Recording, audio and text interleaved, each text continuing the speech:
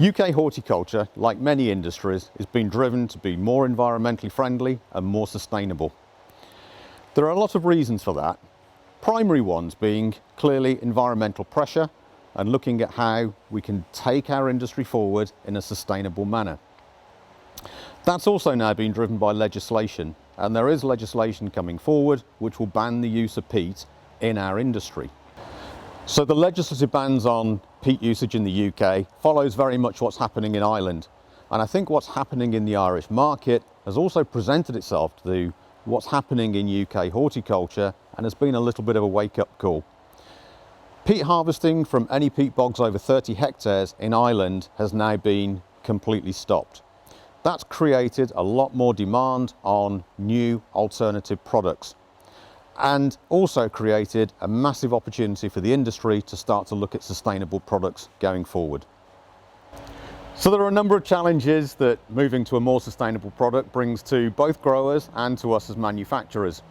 For growers, it's looking at how to grow the plant, how to manage the crop, because the materials are very different. They tend to be drier, they tend to be more open.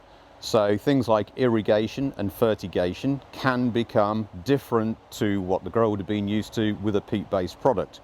And at ICL, we try and help growers to manage them through that situation and to advise them to get the best out of the products they're using.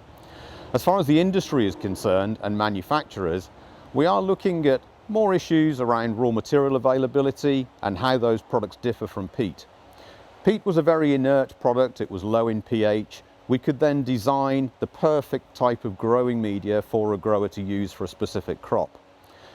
With the non-peat raw materials, they're not quite the same. So we need to manage different types of materials together and then to put different technologies and additives in there to help the grower to produce the best crop that they can from the material that we can provide.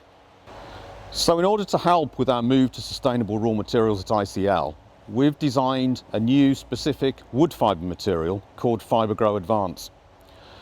Fibagro Advance ticks an awful lot of those sustainability boxes. It's a locally sourced product, it's FSC accredited, and in terms of its performance, it's a manufactured product. So it is actually very inert and it gives very similar characteristics to a peat product. The buffering capacity and the water holding capacity are very similar to a 6 to 12 peat. Therefore, when we put that into either a peat reduced or a peat free growing media, the grower actually gets a very similar performance from that. So Fibagro, when we first designed it and we first launched it, just came with one structure, and that was our Fibagro Standard, which, as you can see here, is a fairly coarse product.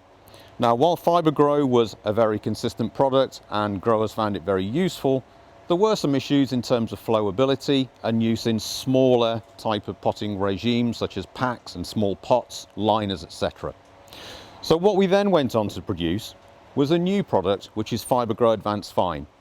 Gives you the same characteristics, it's got the same sustainability advantages, but it's much easier flowing and we can use it in higher levels in the smaller pots that we couldn't do with the Fibagro Standard. So there are many different kinds of wood fibre products on the market today. Most of these products were actually designed for the retail industry. And the difference between what ICL do and what is happening in the retail industry really does have an impact on the performance. Retail products are designed very much for cost and producing volume from a cubic metre of raw material. And for that reason, the product tends to be a lot fluffier, tends to be a lot more open, which results in a product that dries out much more quickly in the pot and can also slump.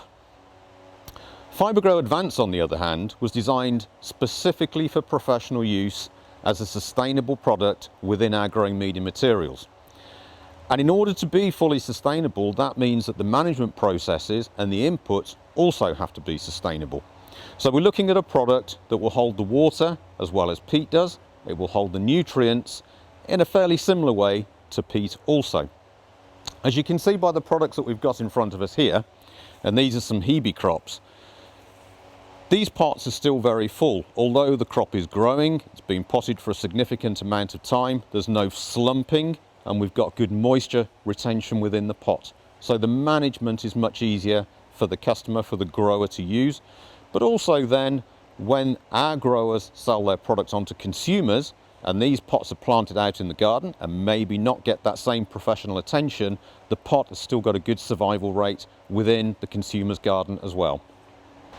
So while we've designed what we feel is a very sustainable, environmentally friendly and usable product in Fibagro Advance, how has that been accepted by the customer?